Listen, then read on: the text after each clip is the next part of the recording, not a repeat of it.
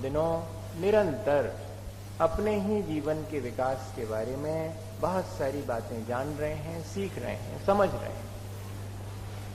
और इन सब की कसौटी क्या है? यही कि कितनी बात हमारे अपने जीवन में हमने उतारी है। क्योंकि जीवन में जितनी बात उतरेगी उतनी अधिक कर्मों की स्थिति पर प्रभाव पड़ेगा। और हमें करना क्या है? करना यही है कि जो कर्म हमने बांधे हैं, अज्ञानतावश बांधे हैं, ज्ञान के द्वारा उन कर्मों को हम काट लेवें, उन कर्मों से हम पृथक हो जाएं। हमने अपनी अज्ञानतावश बहुत सारे बुरे कर्म बांधे हैं, जिनमें से एक है मिथ्यात्व। दर्शन मोहनी कर्म है जो हमारी अज्ञानता से हमारे साथ जुड़ा हुआ है। हम इन दिनों क्या समझ रहे हैं? उस दर्शन मोहिनी को कैसे तोड़ें, इसकी भूमिका बना रहे हैं। अभी सिर्फ भूमिका बनी है, वो कब टूटेगा, टूट गया तो पता लग जाएगा, ये भी नहीं कह सकते। पर वो दर्शन मोहिनी तोड़ने के लिए भूमिका क्या बनाने पड़ेगी? तो मंद कषाय की भूमिका बनाना पड़ेगी। सच्चे देवगुरु शास्त्र का सानिध्य लेना पड़ेगा और उन सच्चे देवगुरु शास्त्र के सानिध्य में बैठकर 7 तत्वों के स्वरूप का अभ्यास करना होगा। और उस अभ्यास में से ये समझना होगा कि मेरा आत्म तत्व कैसा है, ये जो आत्मा है उसका स्वभाव क्या है, और उस स्वभाव के विपरीत जो भी हैं वे सब मेरे नहीं हैं। इस प्रकार अपने भीतर जब पर पदार्थों से रहित होकर के अपने ही आत्मा में रुचि होती है, तब कहना कि भूमिका बन गई। अब भीतर ऐसी, बाहर में भूमिका बनने पर भीतर क्या होता है? तो भीतर इसी को अपन कहते हैं कि कर्मों का क्षय, क्षयोपशम या उपशम होने लगा। उपशम की परिभाषा दी है कि परिणाम विशेष के द्वारा जब हम कर्मों के आने वाले उदय को कुछ समय के लिए रोक देते हैं, उसे उपशम कहते हैं। आज हम इस तरह समझेंगे, क्योंकि अब हमें आचार्य भगवंत बहुत बारीक बात समझाना चाह रहे हैं जो हमारे भीतर घटित होती है। बाहर से हम उसका कोई हिसाब किताब नहीं बनाते। हमारी सच्चे देवगुरु शास्त्र पर श्रद्धा है, हमें 7 तत्वों का स्वरूप मालूम है, जैसा भगवान ने कहा वैसा हमको श्रद्धान है। इसके बाद कहते हैं कि ये तो बाहर का काम कर लिया, भीतर इसकी वजह से ऐसी भूमिका बनने से क्या काम होता है, ये थोड़ा सा समझना पड़ेगा। इसी को अपन करणानि योग की दृष्टि कहते हैं। और उस दृष्टि से समझते हैं कि भीतर करण का अर्थ है परिणाम। हमारे परिणामों में जैसा बाह्य में परिवर्तन हुआ है, उससे भीतर भी परिवर्तन होना चाहिए। ऐसा ना हो कि बाहर बाहर तो परिवर्तन हुआ और भीतरी परिणामों में कोई परिवर्तन नहीं हुआ। आज वो चीज क्या परिवर्तन होना चाहिए? भीतर में कर्मों की स्थिति और अनुभाग क्षीण होता चला जाता है। जैसे जैसे बाह्य में, दृष्टि में निर्मलता आती है, इतना ही मोटा हिसाब समझना कि जो संचित कर्म हैं और उसमें से जो पाप कर्म हैं, विशेष रूप से मिथ्यात्व है, वो दृष्टि की निर्मलता से क्षीण हो जाता है। कभी कभी हम उसके उदय को कुछ समय के लिए रोक देते हैं, आने नहीं देते हैं, तब हमारी जो परिणामों की निर्मलता होती है उदय के अभाव में, उसे कहते हैं उपशम सम्यक दर्शन।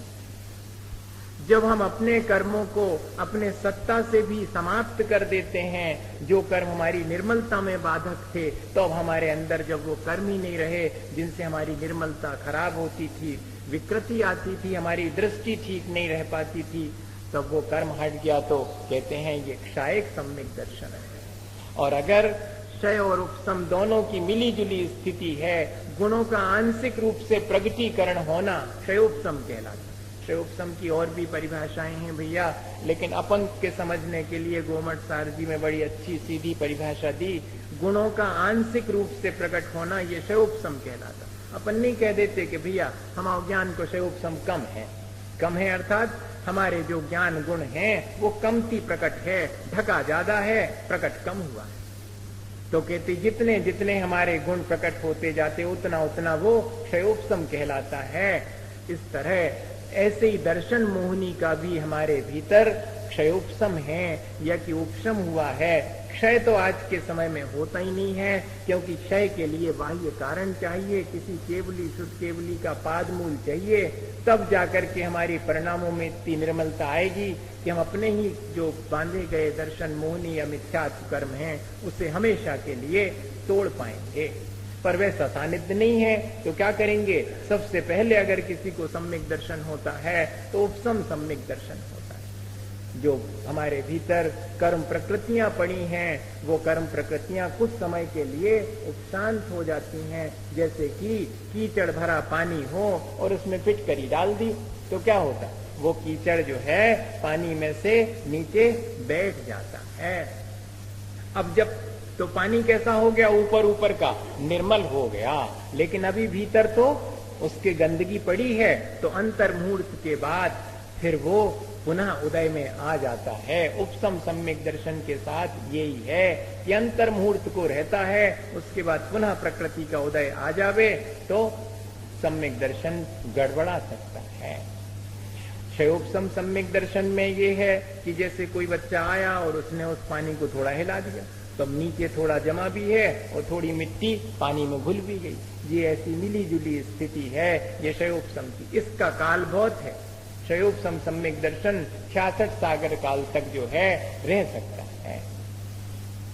इतने समय तक तो आज के समय में हम चाहें तो क्षयोपशम सम्यक दर्शन तो अपना बना ही सकते हैं, और शायद सम्यक दर्शन तो पहले ही अपन ने समझ लिया कि वो नहीं होता। अब ये बात है कि हमारे भीतर अगर कर्मों की स्थिति में कुछ परिवर्तन हुआ है तो ही हम मोक्ष मार्गी कहलाएंगे। बाहर से देखने में सच्चे देवगुरु शास्त्र की जिसकी श्रद्धा है सो वो मोक्ष मार्गी है। ये अपन इतने दिन से समझते आ रहे हैं कि हमारी अगर सच्चे देवगुरु शास्त्र पे श्रद्धा है और हम वीतरागी के अलावा और किसी को नहीं मानते हैं, भगवान और गुरु और देव शास्त्र नहीं मानते हैं, इतने से हमारा काम चल जाए। लेकिन अगर भीतर परिणामों की अपेक्षा देखें तो कर्मों की स्थिति और अनुभाग में अगर परिवर्तन आया है तो ही हम वास्तव में मोक्ष मार्गी कहलाएंगे, वरना मोक्ष मार्गी नहीं कहलाएंगे। जब टोडरमल जी से पूछते हैं कि चौथे गुण स्थान में जो अविरत सम्यक दृष्टि है क्या वो मोक्ष मार्गी है, तो क्या जवाब देते? अबार कौनी आगे होसी निर्धार भया। अभी नहीं है, आगे होगा, ये बात तय हो गई, पर अभी मोक्ष मार्गी नहीं है। तो कहते सम्यक दर्शन तो हो गया और मोक्ष मार्गी नहीं है।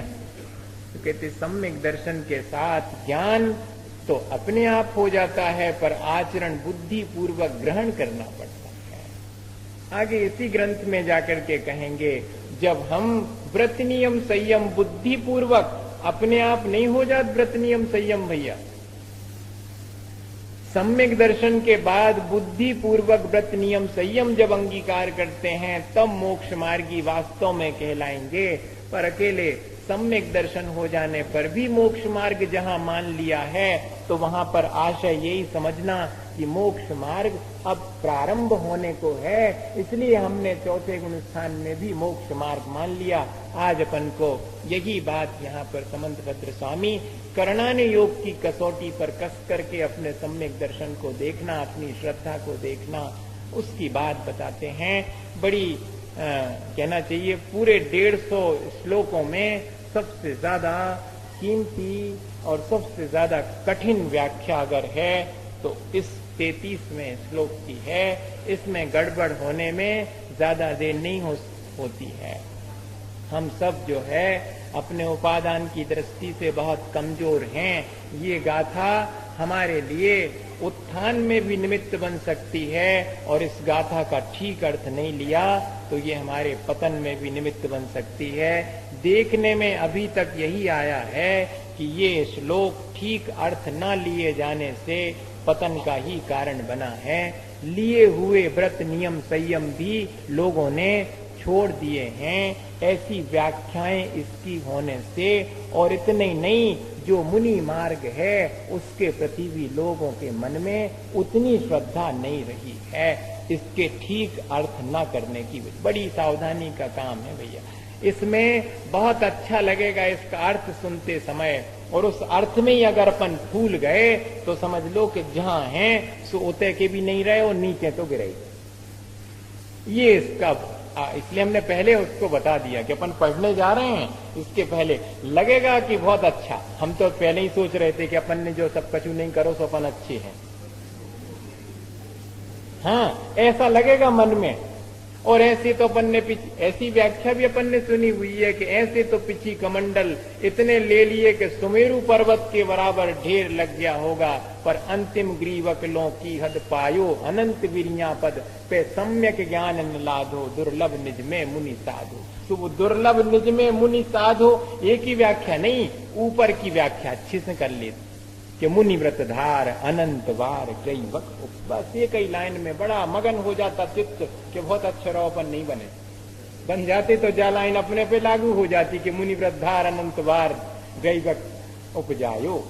ऐसा लगने लगेगा मन में। देखो इसको ये नहीं समझना कि मैं ये कह रहा हूं कि आप गलत हैं या कि कोई व्याख्याकार गलत है। व्याख्याकार की गलती भी नहीं है ज्यादा, व्याख्याकार भी क्या करे, जो बात जैसी है उसको कैसे कहना है ये भी बहुत मुश्किल है। अगर किसी के ज्योतिषी जानकार है और किसी के हाथ में हृदय रेखा नहीं है तो ज्योतिषी को काम है कि वो जाने के वे कि तुम्हारी हृदय रेखा नहीं है, अब हृदय रेखा है नहीं और तुम और कह दो हार्ट फेल हो जाए वो जी हमें गुंजाइश। जी इतनी व्याख्याकार की बहुत मुश्किल है उसको सावधानी की श्रोता किस प्रकार का है, क्या अर्थ ले लेगा इसका।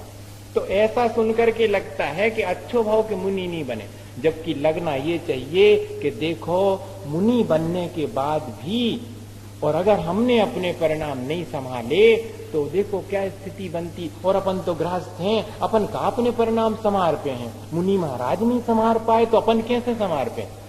ऐसा मन में नहीं आएगा, अपन को ऐसा आएगा कि वो मुनि बन तो जाते मनो परिणाम थोड़ी समरथ, अपन तो ठीक है अपन नहीं बने। अब देखो दोनों में क्या फर्क है, दोनों व्याख्याओं में एक व्याख्या हमें ऊपर उठाने के लिए प्रेरित कर रही और एक व्याख्या हमें जहां है वहीं पर संतुष्ट कर रही है। हमारे आचार्य भगवंतों का उद्देश्य ये नहीं था, हमारे आचार्य भगवंतों का उद्देश्य था कि ऊपर उठो, लेकिन ऊपर उठो तो बहुत सावधानी की आवश्यकता है, गिरवे को डर ज्यादा है। जाए समझा रहे या नहीं कह रहे कि तुम गिरवे के डर से ऊपर ही नहीं उठो या गिरने के डर से चलो ही मत, चलो लेकिन सावधानी रखना। चलने वाले के लिए कहते, जैसे कबीरदास ने लिखा कि मन न रंगाए रंगाए जोगी कपड़ा। अब ऐसा लिख दिया तो उनको लगा कि जितने जो गेरुआ वस्त्र पहने रहते हैं इनने अपनो मन नहीं रंगा हुआ कि कपड़ा है रंगा है, सपन को बे नहीं रंगाऊंगे। ऐसा अर्थ लेना चाहो तो ले सकते, लेकिन वो साधु को कान पकड़ रहे हैं कि तुमने गेरुआ रंग के कपड़ा पहन लिया, सो शाबाशी तुम्हारे लिए, इस बात के तो बहुत धन्यवाद है। लेकिन भैया जैसे तुमने कपड़ा केसरिया करे ऐसो मन सोई भगवान के रंग में केसरिया में रंग जातो तो क्या बात थी, सोने में सुहागा हो जाता। ये कहना चाह रहा व्याख्याकार, और अपन उस व्याख्याकार से ये ले में कि अच्छो भाव अपन ने तो रंगाई नहीं, कपड़े नहीं रंगाए। बस यही इस श्लोक की विशेषता है कि इसका जैसा अर्थ निकालना चाहो भैया वैसा, लेकिन अपन हमने पहले कहा कि ज्ञान काहे के लिए है, ज्ञान मेरे जीवन के कल्याण के लिए है। मुझे उसके माध्यम से ये देखना है कि इसमें मेरा कल्याण है कि नहीं। जब भी किसी के बारे में सुनो, मैं तो ये कहता हूँ, मैं अपने जीवन के बारे में स्वयं इस बात को सोचता हूँ, जब भी किसी की बुराई सुनो तो सबसे पहले मन में क्या आना चाहिए, दया का भाव आना चाहिए कि अरे वो जो दोषी है उसके प्रति तो दया करूं ही, ये जो उसके दोष देख रहा है ये भी दया का पात्र है। अभी इसकी दृष्टि में निर्मलता नहीं आई है, जो कि स्वयं अपने दोष नहीं देखता है, दूसरे के दोष दिखाई पड़ते, और दूसरे में दोष अगर खुद को भी दिखाई पड़ जाए तब भी उसमें दया आना कि इसने इतना तो पुरुषार्थ किया पर ये कमी कैसे रह गई कि 11वें गुण स्थान तक उपशम श्रेणी चढ़ करके पहुंचाओ, परिणामों की ऐसी स्थिति कि सीधे आकर के अनंतानुबंधी के उदय में और मिथ्यात्व में चला। अरे भारी विचित्रता है संसार की, ऐसा विचार करके अपने परिणाम को संभालना ये तो है ज्ञान का काम, और अपने परिणाम और बिगाड़ लेना। भैया ये सयाना काम नहीं है, ये इसमें तो हमारा ही अहित है।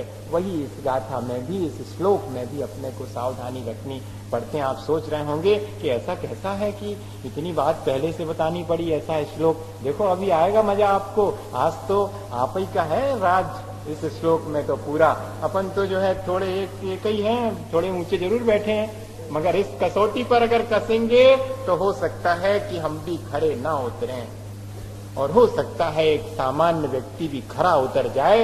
इतनी बड़ी बात आचार्य समंतभद्र स्वामी, हमें अपने धर्म पर गौरव होना चाहिए कि हम जो है बाह्य चीजों को नहीं देखते, हम व्यक्ति को नहीं देखते हैं, चाहे कैसा भी हो, हम उसके भीतर छुपे हुए गुणों को प्रणाम करते हैं और उन गुणों का ही हम अपने भीतर भी विकास करना चाहते हैं। वरना अपने ही हाथ से और अपने बारे में अपनी कसौटी देना, ये तो बहुत कोई महापुरुष का ही काम है, जो खुद कहे कि मुझे आप कसौटी पे कस के देख लेना अगर ठीक हो। ये तो सोना ही कह सकता है कि मुझे कसौटी पर कस के देख लेना, क्योंकि उसे विश्वास है कि सोना है, कसे जाने पर भी वो तो और निखार ही उसमें आएगा, उसमें कमी नहीं आ सकती। ऐसा ये श्लोक है। क्या कहते हैं? गृहस्थो मोक्ष मार्गस्थो निर्मोहो नैव मोहवान् अनगारो ग्रही श्रेयान् निर्मोहो मोहिनो मुनिः। गृहस्थो मोक्ष मार्गस्थो निर्मोहो नैव मोहवान् अनगारो ग्रही श्रेयान् निर्मोहो मोहिनो मुने। थोड़ा अर्थ तो समझ में आ ही गया होगा मोटा मोटा। क्या कह रहे हैं? गृहस्थो मोक्ष मार्गस्थो निर्मोहो। जो निर्मोही गृहस्थ है वो मोक्ष मार्गी है। नैव मोहमान अनगारो, और एक मुनि जो मोहवान है वो मोक्ष मार्गी नहीं है। इसलिए मुनि से मोक्ष मार्गी गृहस्थ श्रेष्ठ है। लो भैया, ये इस श्लोक का अर्थ हो गया। कैसा लगा? थोड़ा मन तो हुआ होगा अपने आप को शाबाशी देने का कि देखा अपन गृहस्थ होकर के भी मोक्ष मार्गी हैं। बहुत अच्छी बात है। गृहस्थ होकर के भी कोई मोक्ष मार्गी हो सकता है, ये आश्वासन तो मिल गया। इतना तो अब कैसे हो सकता है? सो एक ही शब्द कह दिया, निर्मोहो। अगर वो निर्मोही हो, अगर उसने अपने दर्शन मोह को उपशमित या कर लिया है या क्षय कर दिया है, उसके दर्शन मोह का क्षयोपशम हो गया है, तो ऐसा गृहस्थ भी मोक्ष मार्गी है।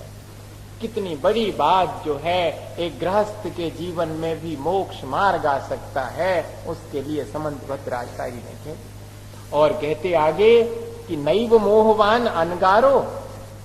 और लेकिन अगर कोई एक मुनि बन करके भी बाह्य में पंच महाव्रतों का पालन करते हुए भी अगर भीतर में अपने दर्शन मोहनी कर्म का क्षय उपशम या क्षयोपशम नहीं कर पाया है, तो अभी वो मोक्ष मार्गी नहीं है। इसलिए जिसने अपने दर्शन मोहनी का क्षय उपशम और क्षयोपशम कर लिया है, ऐसा गृहस्थ अधिक श्रेयस्कर है मोही मुनि की अपेक्षा से। मुनि महाराज जी का कान पकड़ लिया, गृहस्थ की पीठ थपथपा दी। हाँ, ऐसा लगने लगेगा तो कहते ऐसा बाह्य में लग सकता है, लेकिन अंतरंग परिणामों में देखें तो जिसने ज्यादा पुरुषार्थ किया है उसी की पीठ थपथपाई कि तुमने अपने मोह को जीत लिया। और कान किसका पकड़ा गया? जिसने अपने मोह को नहीं जीत पाया। मुनि और श्रावक तो बीच में अपन ने बाह्य में देख लिया है। वास्तव में देखें तो एक आत्मा जो कि निर्मोही है उसको तो अपन श्रेष्ठ मानेंगे ही, और एक आत्मा जो अभी अपने दर्शन मोह को नहीं समाप्त कर पाई है उसे क्या मानेंगे, अभी उसे और पुरुषार्थ करना है, यही तो अपन कहेंगे। अगर आत्मा की अपेक्षा देखें तो दो ऐसी आत्माएं हैं, एक ने दर्शन मोह का क्षय उपशम और क्षय उपशम कर लिया, एक नहीं कर पाई है, तो कौन श्रेष्ठ है? जिसने कर लिया है वो श्रेष्ठ है, चाहे वो गृहस्थ भी क्यों ना हो। ये इसका सीधा सा तात्पर्य है। एक गृहस्थ भी अपने जीवन में गृहस्थी को चलाते हुए, अब भैया अपनी गृहस्थी को जंजाल ने कहियो, अभी के पढ़वे के बाद जंजाल तो तब होते जब हम उसमें अटक जाते, और जंजाल नहीं है अगर हम उसमें से धीरे से कहते खुलक के निकल गए। हाँ बिल्कुल ऐसा ही है इसका मामला, बिल्कुल आसानी से निकल सकते हैं। अपनी श्रद्धा को अगर हम मजबूत रखते हैं तो उसी श्रद्धा के द्वारा हमारे भीतर का दर्शन मोह एक बार अगर क्षयोपशम और क्षयोपशम को प्राप्त हो गया तो हमारा संसार तो थोड़ा सा रह गया, पार हो ही गए। अपन भले ही गृहस्थी में हैं, लेकिन अब संसार से पार होने का रास्ता मिल गया, हम मोक्ष मार्ग पर आरूढ़ हो गए। ये बात इतनी बड़ी। और उधर जो है अगर मुनि महाराज की अपेक्षा कहा है तो यही कि बाह्य में तो आचरण अंगीकार कर लिया। ध्यान रखना, चरणानुयोग की अपेक्षा से तो वे पूज्य हैं, यहां पर पूज्यता का विचार नहीं करना। यहाँ तो जो मुनि पद पर बैठे हैं, भले ही उनके दर्शन मोहनी कर्म का क्षयोपशम और क्षयोपशम कुछ नहीं हुआ है, फिर भी वे पूज्य हैं, उन्हें प्रणाम तो हम करेंगे। यहाँ पर वो वाली चीज नहीं लगाना, क्योंकि करणानि योग से हम थोड़ी जान सकते कि भीतर अभी उनके क्षयोपशम और क्षयोपशम हुआ कि नहीं। इसलिए वाही में अगर उन्होंने जिनेंद्र भगवान का वेश धारण किया है तो पूज्यता तो उनके पास है, लेकिन अभी उन्हें संसार से पार होने में देर लगेगी। बनस्पत एक गृहस्थ के जिसने अपने को सम्यक दर्शन से युक्त कर लिया है। आप मेरा आशय, आचार्यों का आशय इतना ही स्पष्ट समझिएगा। पूज्यता में कोई फर्क नहीं आया है, पूज्य तो अभी हैं, लेकिन कह ये रहे हैं कि भीतर जो उनके परिणामों में अभी कर्म पड़े हुए हैं, इससे उनका मोक्ष मार्ग अभी क्लियर नहीं हुआ है। और ध्यान रखना, वर्णी जी जो है इसी व्याख्या को किस तरह करते थे, कहते हाओ भैया, अगर उलझे हुए मुनि को सुलझे हुए गृहस्थ का उदाहरण दिया है तो ध्यान रखना, उलझे हुए गृहस्थ को सुलझे हुए पशु का भी उदाहरण दिया। हाँ, उलझे हुए मुनि को अगर सुलझे हुए गृहस्थ का उदाहरण दे के लाइन पे लाए हैं तो उलझे हुए गृहस्थ को सुलझे हुए पशु का उदाहरण दिया है कि पशु भी अगर सुलझा है, अर्थात उसने सम्यक दर्शन प्राप्त कर लिया है, तो तुम धरे ना अपने सात तत्व के स्वरूप का अच्छा ज्ञान, कुछ नहीं होने वाला, वो सम्यक दर्शन वो निकल के आगे। ये तो बिल्कुल ऐसा समझो कि बच्चे दौड़ में शामिल हुए हैं तो अपन क्या करते, देखो वो निकल गए आगे, तुम रह गए पीछे, दौड़ो और तेज दौड़ो। आगे बढ़ाने के लिए है ये भाव कि देखो तुमने इतना सब कुछ किया, और अगर कोई थोड़ा बड़ा हो, लंबा हो और उसके साथ छोटा बच्चा दौड़ रहा हो तो क्या कहते, देखो तुम इतने बड़े इतने लंबे हो करके, और वो देखो तुमसे आगे निकल गया। बस यही भाव आचार्यों का यहाँ है कि देखो तुमने मुनि बने, बाह्य में 5 महाव्रत अंगीकार किए, तुमने जिनेंद्र भगवान का वेश धारण कर लिया, देखो वो तुमसे आगे निकल गया। वो अभी गृहस्थ है, उसने अपने मोह को जीत लिया, उसने अपने दर्शन मोह पे विजय पा ली, और तुम अपने दर्शन मोह को, कहां रह गई तुम्हारे ग्रंथि, तोड़ो जल्दी से और आगे बढ़ो, तुम उससे आगे निकल सकते हो। तुमने अगर दर्शन मोह को जीत लिया तो चारित्र तो तुम्हारे पास है ही, उस ज्ञान और चारित्र और आचरण से अंतर मुहूर्त के भीतर तुम तो उसके भी पहले मोक्ष पा सकते हो, क्योंकि ये पद उसी मोक्ष के लिए था। इसमें कहां कमी रह गई, इस तरफ इशारा कर रहे हैं। ये इसके लिए इशारा नहीं कर रहे हैं कि कोई दीनहीन हो जाए और कोई अहंकार कर देवे। मुनि इस बात को सुन के दीनहीन ना हो, बल्कि अपने पुरुषार्थ को जागृत करे, और श्रावक इस बात को सुन करके अहंकारी ना हो, बल्कि अपने पुरुषार्थ को और बढ़ा करके, और जब सोचे कि जब गृहस्थ में रह करके मैं मोक्ष मार्गी हो गया तो अरे अब तो जल्दी से मैं मुनि बन करके और इस मोक्ष मार्ग पर आगे बढ़ के मोक्ष पा ही लूंगा। उसके लिए ये संदेश है। देखो कितना अच्छा इसका संदेश है अगर अपन ऐसा लें तो। और भैया दूसरा तो हम पहले ही बता चुके, वैसा लेकर के और अपना और संसार बढ़ाना हो तो वैसा अर्थ भी ले सकते है ना। कितनी गुंजाइश इस श्लोक में, जैसा अर्थ लेना चाहें वैसा अर्थ तो सीधा लिखा हुआ है। पर हमें इससे संदेश क्या लेना है, यही लेना है कि हमारा ज्ञान और आचरण हमारे पास अगर है और दृष्टि में निर्मलता नहीं है तो वो ज्ञान और आचरण कार्यकारी नहीं होगा। इसलिए जल्दी करो, ज्ञान और आचरण के माध्यम से अपनी दृष्टि की निर्मलता कर लो, ताकि तीनों मिल जाएंगे तो हम जल्दी से मोक्ष मार्ग पर आरूढ़ हो जाएं। वैसे तो इस श्लोक से कहीं भी ये नहीं समझना कि चारित्र की यहाँ पर अवमानना हो गई है। इतने बड़े मुनि महाराज को कह दिया कि आप श्रेष्ठ नहीं हैं, गृहस्थ श्रेष्ठ है। तो किसको कह दिया? मुनि से गृहस्थ को श्रेष्ठ नहीं बताया, बल्कि मोही से निर्मोही को श्रेष्ठ बताया है। ऐसा आशय लेना इसका। श्रावक के लिए तो साधु श्रेष्ठ है ही, क्योंकि जिनलिंग को अंगीकार करे हुए है। कम से कम वाही में उस मुद्रा को तो धारण किया है जो भगवान ने की थी। इतना पुरुषार्थ तो किया, भीतर कोई घुंडी रह गई, कोई ग्रंथि रह गई है, अपने ही परिणामों की वजह से उसे तोड़ना आवश्यक है। तो और एक बात कहते थे वर्णी जी कि देखो भैया, तुम्हारी शुभोपयोग और शुद्धोपयोग की चर्चा से ज्यादा अच्छे वे घासोपयोगी हैं। घासोपयोगी कहते थे पशुओं को। तुम अपने शुद्धोपयोग शुभोपयोग की चर्चा ही में लेके वे अपनी घास खा करके और सम्यक दर्शन प्राप्त करके और आगे बढ़ रहे हैं। पंचम काल में देवों की पूर्ति कहां से होगी मालूम? स्वयंभू रमण के तिरंच जीवों से देवों की पूर्ति होनी है, और यहाँ के मनुष्यों से तो होनी है पूर्ति नरक की, ऐसा लिखा है। तो अपना नाम उसमें नहीं लिखाना अपन को कि अपन को भी नरक जाना पड़े। और एक जगह तो लिखा कि नरक भी जाना पड़े तो कछु हर्जा नहीं है, सम्यक दर्शन ले करके जाएंगे। और देव भी नहीं होना हमें, देवों का अधिपति भी नहीं होना मिथ्यात्व के साथ, ऐसा भी है। यहाँ पर विशेषता किसकी बताते हैं? यहाँ पर विशेषता सम्यक दर्शन की है। यहाँ जिसने अपने दर्शन मोहिनी को जीत लिया है वो यहाँ विशिष्ट है। जब आगे अपन आएंगे तो ज्ञान की भी प्रशंसा करेंगे और चारित्र की प्रशंसा भी करेंगे, लेकिन अभी मुख्यता हम किसको दे रहे हैं? सम्यक दर्शन को मुख्यता दे रहे हैं। वास्तव में देखा जाए तो सम्यक दर्शन के साथ जो आचरण है वो श्रेष्ठ है। अकेले सम्यक दर्शन से भी काम पूरा नहीं बनने वाला है। शुरुआत तो हो सकती है, लेकिन पूरा तो चारित्र के माध्यम से ही होगा। मुख्यता तो उसी चारित्र की है। बाह्य वेश जो ज्ञान और बाह्य वेश है, अगर वो सम्यक दर्शन के बिना है तो कर्मों की निर्जरा का कारण नहीं बनता। इसलिए आचार्य भगवंत ने हमें कर्मों की निर्जरा के लिए जो सम्यक दर्शन आवश्यक है उसकी बात कही। वैसे तो देखा जाए तो एक सम्यक दृष्टि अपने तत्व चिंतन के काल में जितनी कर्मों की निर्जरा करता है, उससे असंख्यात गुनी कर्मों की निर्जरा एक देशव्रती श्रावक भोजन का विकल्प करते भोजन करते समय कर लेता है।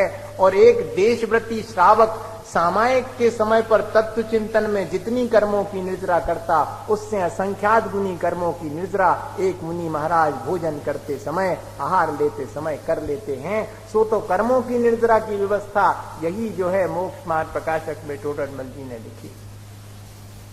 वहीं पर उन्होंने ये लिखा है कि ये नहीं समझना कि सम्यक दर्शन अकेले से असंख्यात गुनी निर्जरा होगी। सम्यक दर्शन के काल में असंख्यात गुनी निर्जरा होती है, उसके बाद अगर आपने व्रत नियम ले लिए तो जीवन पर्यंत कर्मों की निर्जरा होगी। वरना अकेले सम्यक दर्शन से तो उसी क्षण भर हो करके फिर रुक जाएगी, फिर नहीं होगी। तो ये भी ध्यान रखने की बात है कि अगर सम्यक दर्शन के साथ हमने व्रत नियम संयम और चारित्र लिया है तो असंख्यात गुनी निर्जरा प्रति समय होती है।